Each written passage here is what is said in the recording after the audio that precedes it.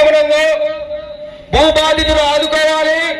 భూ కబ్జాలు అరికట్టాలనే నినాదంతో ఈ రోజు బద్వేల్ పట్టణంలో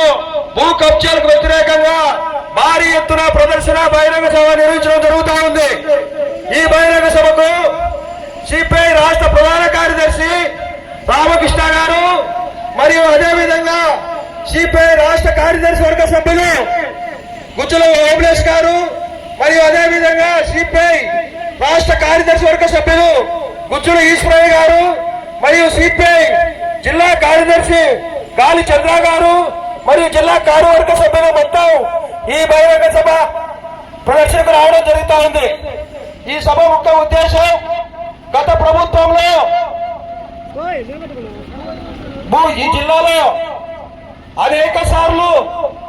భూ కబ్జాలు విచ్చలవిడిగా